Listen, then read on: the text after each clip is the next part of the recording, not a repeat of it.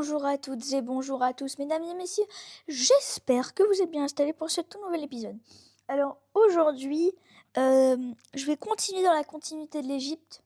Oula, continuer dans la continuité. Je ne sais pas si cette phrase est française, mais c'est pas grave.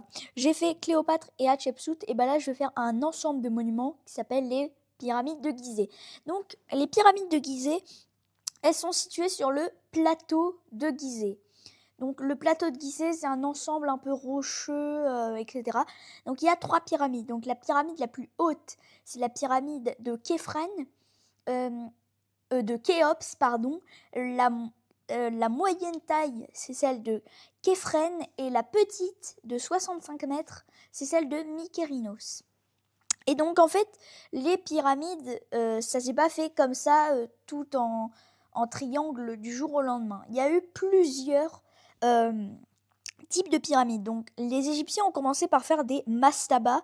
Donc les mastabas, c'est des temples un petit peu, c'est des petits temples, mais un peu inclinés, pas très hauts.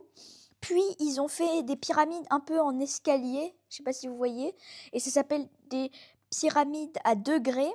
Après, le père de Khéops, lui, a fait une pyramide rhomboïdale.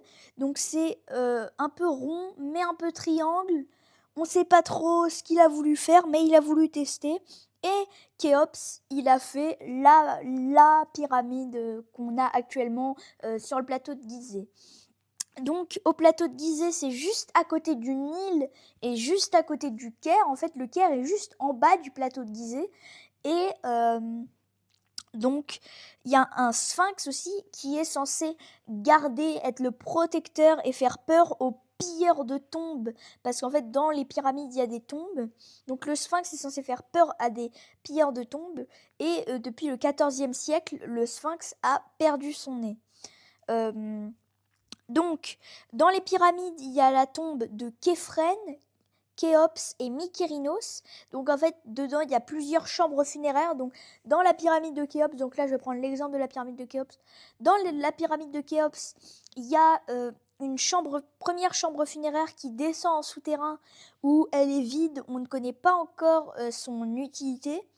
Il y a une autre chambre funéraire qui monte, qui est qui est une chambre funéraire qui a été utilisée, c'est celle de la reine, et une autre plus haute, parce que c'est celle de Khéops. Vous allez me dire pourquoi les pharaons se font enterrer dans des pyramides. Parce qu'en fait, ils croient en leur religion, les pharaons, la religion égyptienne, avec leur dieu, et qui veulent se rapprocher du dieu suprême qui est le dieu Ra. En gros, c'est le boss des dieux, quoi. C'est le dieu du soleil, et donc en gros, plus ils sont hauts, plus ils ont de chance de aller vers le dieu Ra, parce que déjà les pharaons voulaient être considérés comme des dieux.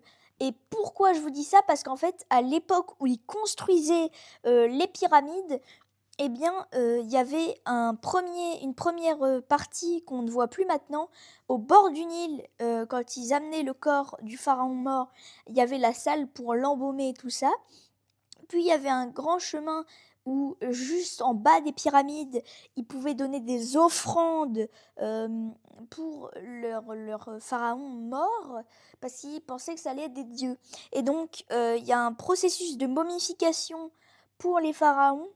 Donc, déjà, ils vont prendre le corps, ils vont lui mettre des grains de sel sur le corps pour faire sécher le corps. Puis après, ils vont ouvrir le corps un peu comme une autopsie. Ils vont retirer les organes et les mettre dans des vases canopes. Donc sur ces vases, il y a des têtes de dieux. Puis, quand le corps est complètement vide, ils vont mettre sur le corps des bandelettes de lin pour le conserver en fait, et ça s'appelle la momification, et donc c'est comme ça que ça devient une momie. D'ailleurs, il y a plusieurs momies qui ont été très bien conservées et plusieurs momies très célèbres. Donc une momie très très célèbre, donc il y a celle de Toutankhamon, qui le tombeau est très très célèbre parce qu'il a été découvert en 1922 par un Britannique nommé Howard Carter.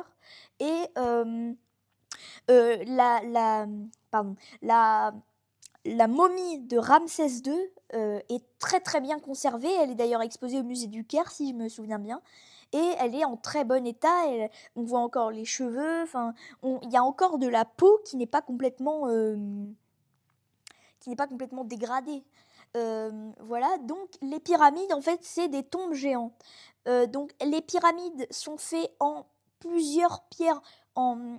Et avant, les pyramides étaient toutes lisses, mais maintenant, elles sont plus lisses parce que, en fait, au début, c'était fait en calcaire, puis ils ont mis du calcaire blanc dessus pour que ça soit, ça réfléchisse le soleil et que ce soit lisse. Sauf que à la construction du Caire, eh ben, les gens se sont mis à prendre le calcaire blanc pour construire la ville du Caire parce qu'en fait, ils croyaient que c'était enfin, ils pensaient que c'était une carrière, ils l'ont utilisé comme carrière. Euh, et donc, il y a de la pierre de Tourin et de la pierre d'Assouan qui viennent. Donc, Toura, c'est de l'autre côté du Nil, en face des pyramides de Gizeh, du plateau de Gizeh. Et les pierres d'Assouan, pareil, c'est du même côté que Toura, donc c'est du côté droit du Nil. Et on peut voir que c'est à 800 km de Tourin.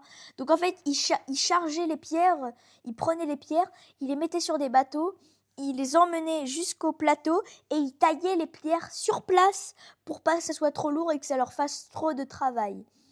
Voilà, donc j'espère que cet épisode vous aura plu. N'hésitez pas à liker, à commenter et à partager et à vous abonner. Et à bientôt pour de nouveaux épisodes d'histoires sympathiques.